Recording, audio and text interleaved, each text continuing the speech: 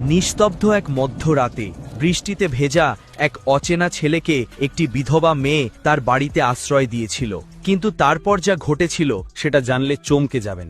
কি ঘটেছিল তার সাথে জানতে হলে অবশ্যই ভিডিওটি শেষ পর্যন্ত দেখতে হবে। এই সত্য ঘটনাটি উত্তরাখণ্ডের রায়পুর জেলার। রাতের নিস্তব্ধতা ছিল চারদিকে। বাইরে বৃষ্টি হচ্ছিল, ঘরের এক কোণে ছোট একটি ল্যাম্প জ্বলছিল। বিছানায় শুয়ে থাকা কবিতা পাশ ফিরল। হঠাৎ তার ঘুম ভেঙে গেল।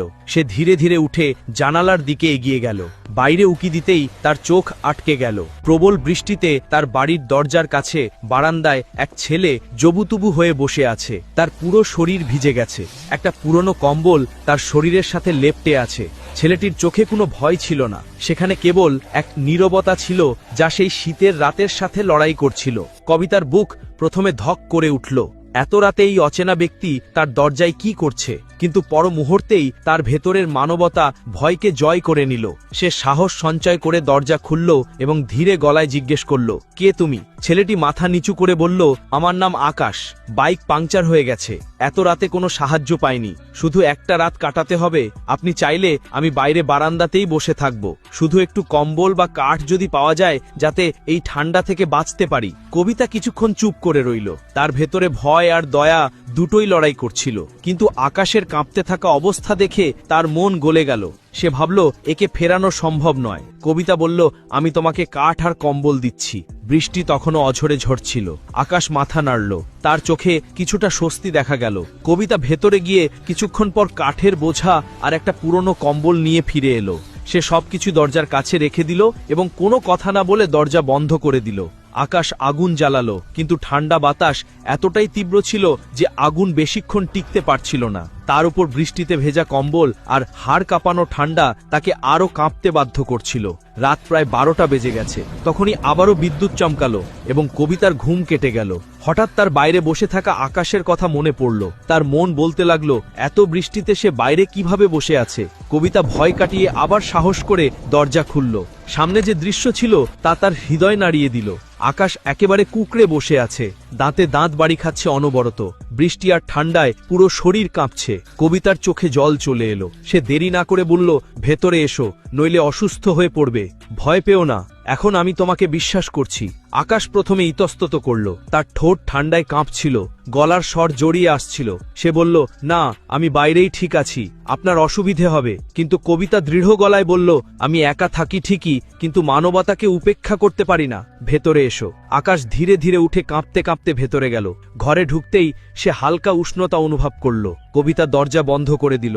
সে আলমারি থেকে একটা পুরনো শুকনো সোয়েটার আর পায়জামা বের করে আনলো। বলল, এগুলো আমার স্বামীর কাপড়, তিনি এখন আর নেই, তুমি বদলে নাও, না হলে সর্দি আরো বেড়ে যাবে। আকাশ কিছু মুহূর্ত চুপ থেকে কাপড়গুলো নিল এবং ধীরে ধীরে পোশাক পরিবর্তন করল। এরপর তার চোখ মুখে স্বস্তির একটা ছাপ দেখা গেল। কবিতা খাটের দিকে ইশারা করে বলল, এখানে শুয়ে পড়ো, সকাল হলেই চলে যাবে। আকাশ খাটের দিকে তাকালো, তারপর ধীর গলায় বলল, আপনি এতে শুয়ে পড়ুন, আমি কোনো এক কোনায় বসে থাকব। কবিতা হালকা হেসে বলল, ঘরে আর বিছানা নেই, আর এত ঠান্ডায় বসে থাকার মানে হলো জ্বরকে নিমন্ত্রণ জানানো। তুমি শুয়ে পড়ো, আমি চেয়ারে বসে থাকব। আকাশ আর তর্ক করতে পারল না। সে খাটের উপর গিয়ে বসল। প্রথমবারের মতো তার ঠোঁটে এক চিলতে হাসি ফুটে উঠল। কিছুক্ষণ পর কবিতা ভেতরে গেল এবং 2 কাপ চা বানিয়ে আনলো। গরম চায়ের ভাঁপ ঘরে ছড়িয়ে পড়তেই হাড় কাঁপানো শীতের রাতটা যেন কিছুটা নরম হয়ে এলো। আকাশ চায়ের কাপ হাতে নিয়ে অবাক হয়ে জিজ্ঞেস করল, আপনি নিজেই বললেন যে আপনার ভয় লাগে, তবু আমার জন্য এত কিছু কেন করছেন? কবিতা তার চোখের দিকে তাকিয়ে ধীর গলায় বলল, কখনো কখনো একা থাকলে ভয় কমে যায়, তখন মানুষের কষ্টটাই বেশি বড় মনে হয়। তার স্বর নিচু ছিল, কিন্তু তাতে অনেক না বলা কথা লুকিয়েছিল। দুজনে চায়ে চুমুক দিতে থাকলো আর ঘরের ভেতর নিস্তব্ধতা বাড়তে লাগলো। তারপর কবিতা সাহস করে জিজ্ঞেস করল, এত রাতে কোথায় যাচ্ছিলে? আকাশ দীর্ঘশ্বাস ফেলে বলল, দিদির বাড়ি থেকে ফিরছিলাম, রাস্তায় চাকা পাংচার হয়ে গেল, পকেটে টাকাও শেষ হয়ে গিয়েছিল, না পাংচার সারাতে পারলাম আর না কোনো সাহায্য পেলাম। কবিতা মন দিয়ে তার কথা শুনল। তারপর জিজ্ঞেস করল, তোমার বাবা মা কোথায় থাকেন? আকাশের চোখ দুটো একটু ভারী হয়ে এলো। সে বলল, গ্রামে এই রায়পুরের কাছেই ছোট্ট একটা দোকান চালান। আমিও তাই করতাম, কিন্তু পড়াশোনা শেষ করার পর বড় কিছু করতে চাই, হয়তো এমন কিছু যা আমার ভাগ্য বদলে দেবে। কবিতা তার দিকে তাকিয়ে হেসে বলল, স্বপ্ন দেখা খারাপ কিছু নয়, স্বপ্নই মানুষকে এগিয়ে যাওয়ার সাহস যোগায়। আকাশ তার মুখের দিকে ভালো করে তাকালো এবং নিচু স্বরে জিজ্ঞেস করল, আর আপনি আপনি এই বাড়িতে একা কেন থাকেন? একথা শোনামাত্র কবিতার মুখ কিছুক্ষণের জন্য শক্ত হয়ে গেল।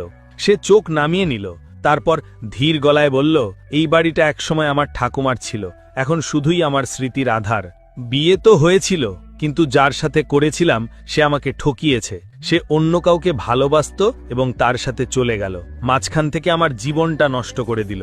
আকাশের চোখে নীরবতা নেমে এলো। কবিতা নিজের কষ্ট হেসে লুকানোর চেষ্টা করে বলল, এখন স্কুলে পড়াই, বাচ্চাদের সরলতাই আমাকে জীবনের সাথে জুড়ে রেখেছে।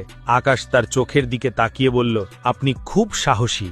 কবিতা হালকা হেসে বলল, সাহস তো তখন রাখতে হয় যখন আর কোনো রাস্তা খোলা থাকে না। ঘরটা এখন আর শীতে নয়, আবেগে পূর্ণ ছিল।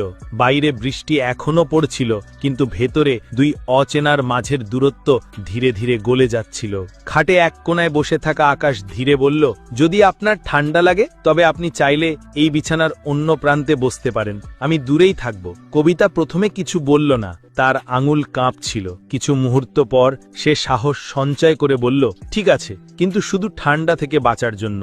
দুজনে বিছানার দুই কোণায় বসে পড়ল।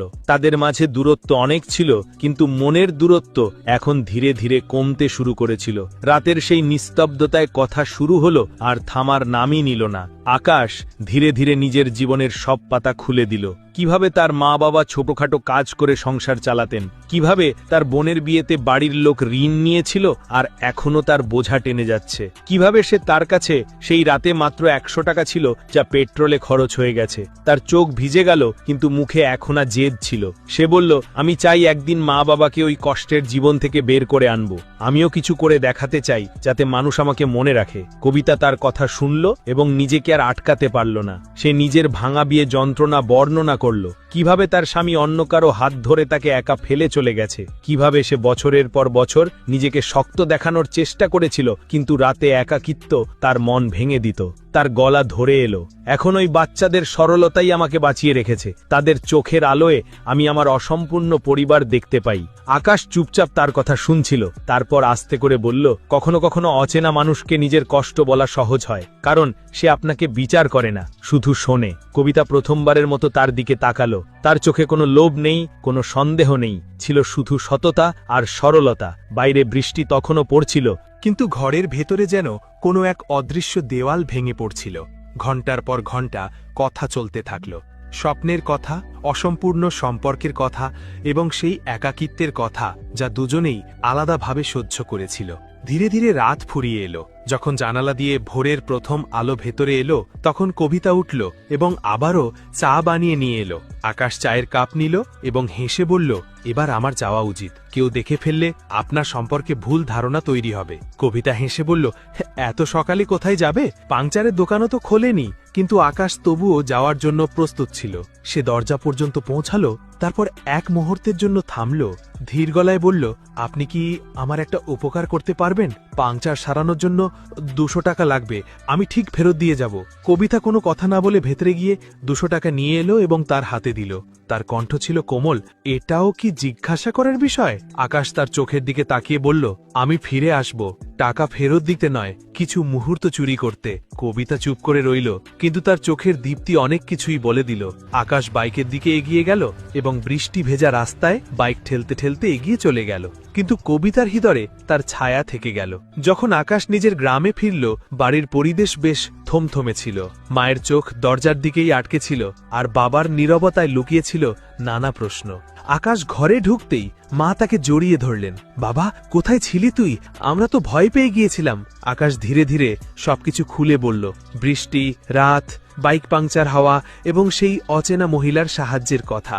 তার মা দীর্ঘশ্বাস ফেলে বললেন, বাবা, পৃথিবীতে সবাই খারাপ হয় না, কিন্তু তাই বলে সবার ওপর চোখ বন্ধ করে ভরসা উচিত নয়, বুঝে শুনে চলিস। আকাশ মাথা নিচু করে নিল, কিন্তু তার মনের ভেতরে এক অদ্ভুত তোলপাড় চলছিল। সে বারবার কবিতার হাসি, তার চোখের সেই ক্লান্ত দীপ্তি আর তার কথাগুলো মনে করছিল। সেই একা নারী যে তাকে শীতের হাত থেকে বাঁচাতে দরজা খুলে দিয়েছিল, এখন তার হৃদয়ে জায়গা করে নিয়েছে। 3 দিন ধরে সে খুব অস্থির ছিল। কখনো বই খুললে মন অন্যদিকে চলে যেত, কখনো খেতে গেলে মন সেখানেই পড়ে থাকত। অবশেষে চতুর্থ দিন সন্ধ্যায় সে সিদ্ধান্ত নিয়ে নিল। আকাশ পকেটে সেই 200 টাকা রাখল এবং বাইক নিয়ে সেই রাস্তার দিকে বেরিয়ে পড়ল। রাস্তায় কোনো বৃষ্টি ছিল না, কিন্তু তার হৃদয়ে তখন আবেগের বৃষ্টি ঝরছিল। সেই ছোট ঘরটির দরজায় সে কড়া নাড়ল। ভেতর থেকে সেই পরিচিত আওয়াজ এলো। কে? আকাশ হেসে বলল, আমি সেই যে ওই রাতে বৃষ্টিতে ভিজে গিয়েছিলাম। দরজা খুলল এবং কবিতা সামনে এসে দাঁড়ালো। তার চোখে হালকা বিস্ময় আর ঠোঁটে এক অচেনা হাসি। আকাশ পকেট থেকে 200 টাকা বের করে তার দিকে বাড়িয়ে দিয়ে বলল, এই নিন আপনার আমানত। কবিতা টাকাটা নিল ঠিকই, কিন্তু তার চোখ আকাশের দিক থেকে সরছিল না। কিছুক্ষণ চুপচাপ দাঁড়িয়ে রইল, তারপর বলল, এত তাড়াতাড়ি ফিরে এলে? আমি ভেবেছিলাম তুমি ভুলে যাবে। আকাশ হেসে বলল, ভুলে গেলে হয়তো নিজেকেই হারিয়ে ফেলতাম। সেই মুহূর্তে কবিতার মন ভরে উঠল। তার চোখে জল ছিল, কিন্তু তাতে লুকিয়েছিল স্বস্তিও। সেদিন আকাশ বেশিক্ষণ থাকেনি, কিন্তু এরপর তার আসা যাওয়ার একটা সিলসিলা তৈরি হয়ে গেল। কখনো সে স্কুল ছুটির পর আসত, কখনো ছুটির দিনে। দুজনে একসাথে বসত, চা খেত আর ঘন্টার পর ঘন্টা গল্প করত। পুরনো দুঃখ, অপূর্ণ স্বপ্ন আর নতুন আশা সবকিছু ধীরে ধীরে তাদের মধ্যে এক সম্পর্কের রূপ নিতে শুরু করল। আকাশ হাসি ঠাট্টা করলে কবিতার চোখের বিষাদ কেটে যেত। এভাবেই 6 মাস কেটে গেল। এখন কবিতার ঘরের জানালে দিয়ে শুধু বাতাসই আসত না, বরং খুশির হাওয়াও বয়ে আসত। কিন্তু গ্রামের মানুষের নজর কি আর এসব এড়িয়ে যায়? একদিন সকালে এক পড়েশি মহিলা দেখলেন যে আকাশ কবিতার বাড়ি থেকে বেরোচ্ছে, আর তারপরই গ্রামে আগুনের মতো কথা ছড়িয়ে পড়ল। ওই মহিলা একা থাকে আর ছেলেটা বারবার ওর বাড়ি যায়। নিশ্চয়ই দুজনের মধ্যে কিছু চলছে। যখন এই কথা আকাশের কানে পৌঁছালো, তার চেহারা শক্ত হয়ে গেল। সে জানত এখন যদি সে চুপ থাকে, তবে যে নারীকে সে প্রথম রাতে বৃষ্টির হাত থেকে বাঁচিয়েছিল, আজ সে সমাজের কথাই ভেঙে পড়বে। সে ঠিক করল আজ বিকেলেই কবিতার সাথে দেখা করবে। তার চোখে এবার এক অন্যরকম দৃঢ়তা ছিল। সেই সন্ধ্যায় যখন আকাশ কবিতার বাড়িতে পৌঁছালো, তার চোখ মুখে এক আলাদা ভাব ছিল। কবিতার দরজা খুলল এবং আকাশকে দেখেই বুঝতে পারল যে আজ তার নীরবতা ভেঙেছে। আকাশ দেরি না করে বলল, আমাদের এই আসা যাওয়ার ব্যাপারটা আর এইভাবে চলবে না। লোকে নানা কথা ছড়াতে শুরু করেছে এবং আমি চুপ থেকে আপনাকে ভেঙে পড়তে দেখতে পারবো না। কবিতার শ্বাস এক যেন আটকে গেল। সে ধীরে জিজ্ঞেস করল, তাহলে? আকাশ তার চোখের দিকে তাকালো এবং স্পষ্ট গলায় বলল, চলো না আমরা এই সম্পর্কটাকে একটা নাম দিই, বিয়ের নাম। কবিতার ঠোঁট কেঁপে উঠল, চোখ ছলছল করে উঠল। সে মাথা নিচু করে ধীর স্বরে বলল, তোমার বাবা মা কি আমাকে মেনে নেবেন? আমি তোমার চেয়ে বয়সে বড়, বিধবা এবং একা। আকাশ এগিয়ে এসে তার হাত ধরল। তার স্পর্শে ছিল বিশ্বাস আর আপনত্বের ছোঁয়া। সে বলল, আমি ওদের সব জানিয়েছি। ওরা শুধু একটাই কথা বলেছে, তুই যদি খুশি থাকিস তবে আমরাও খুশি। কবিতার চোখ দিয়ে জল গড়িয়ে পড়ল, কিন্তু এবারের এই অশ্রু কষ্টের ছিল না, ছিল স্বস্তির। সে ধীর গলায় বলল, সত্যি তুমি আমার জন্য এত কিছু করতে পারবে? আকাশ হাসল, বলল, যে মানুষটি আমাকে বৃষ্টির সেই রাতে হাড় কাঁপানো শীত থেকে বাঁচিয়েছিল, আমি তাকে সারা জীবন একাকিত্ব থেকে রক্ষা করব। কয়েক সপ্তাহ পর গ্রামের অলিগলিতে হালকা ঢোলকের আওয়াজ প্রতিধ্বনিত হতে লাগল। মন্দিরে আকাশ আর কবিতা 7 পাক নিচ্ছিল। তাদের হাতে হাত রাখা ছিল, যেখানে এখন আর কোনো ভয় ছিল না, ছিল শুধু বিশ্বাস আর সারা জীবন পাশে থাকার প্রতিশ্রুতি। আকাশের বাবা মাও সেখানে উপস্থিত ছিলেন। শুরুতে তাদের চোখে মুখে কিছুটা দ্বিধা ছিল, কিন্তু যখন তারা কবিতার চোখে নিজের ছেলের জন্য অকৃত্রিম ভালোবাসা আর আপনত্ব দেখল, তখন তাদের চোখেও খুশির ঝিলিক ফুটে উঠল। বিয়ের পর যখন তারা গ্রামে ফিরল, তখনও কিছু লোক ফিসফিস করছিল, কিছু দৃষ্টিতে তখনও প্রশ্ন ছিল। কিন্তু আকাশ সবার সামনে দাঁড়িয়ে স্পষ্ট গলায় বলল, আমাদের সম্পর্ক নিয়ে কারো কোনো সমস্যা থাকে, তবে সেই সমস্যা আমাদের সম্পর্কের নয়, আপনাদের চিন্তা ভাবনায় রয়েছে। মুহূর্তের জন্য পিনপতন নীরবতা নেমে এলো। তারপর হাততালির আওয়াজে পুরো এলাকা মুখরিত হয়ে উঠল। সমালোচকদের মাথা নিচু হয়ে গেল। সম্পর্কটি নিয়ে আর কোনো প্রশ্ন রইল না। শুরু হলো আশীর্বাদের বর্ষণ। আকাশ আর কবিতা স্কুলের কাছেই একটি ছোট বাড়ি নিল, যেখানে কবিতা পড়াতো। সেখান থেকে শুরু হলো তাদের জীবনের এক নতুন অধ্যায়। বিয়ের পর আকাশ আর কবিতার সংসার ছোট হলেও সেখানে শান্তির কোনো কমতি ছিল না। সকালের স্কুলের ঘণ্টা, বাচ্চাদের কলকালি আর বিকেলের চায়ের আড্ডায় এটাই ছিল তাদের পৃথিবী। কবিতার চোখের বিষাদ এখন আনন্দে পরিণত হয়েছে। আকাশের হাসি এখন শুধু উচ্ছ্বাস নয়, বরং দায়িত্ববোধের প্রতীক হয়ে উঠেছে। আজ যখন তারা দুজনে পিছনে ফিরে সেই রাতের কথা ভাবে, তখন একটাই কথা মনে আসে, যদি সেদিন রাতে দরজা বন্ধ থাকত, তাহলে হয়তো জীবনের সব জানালাই চিরকালের জন্য বন্ধ হয়ে যেত। কারণ সেই রাত, সেই বৃষ্টি আর সেই দরজায় কড়া নড়ার শব্দই তাদের জীবনের সবচেয়ে বড় আশীর্বাদ হয়ে এসেছিল। তো বন্ধুরা, আপনারা কে কোন জায়গা থেকে ভিডিও দেখছেন কমেন্টে জানানোর অনুরোধ রইল। ভিডিওটি ভালো লাগলে একটি লাইক দিয়ে চ্যানেলটি সাবস্ক্রাইব করতে ভুলবেন না। আজকের মতো এখানেই বিদায়। শেষ পর্যন্ত আমাদের সাথে থাকার জন্য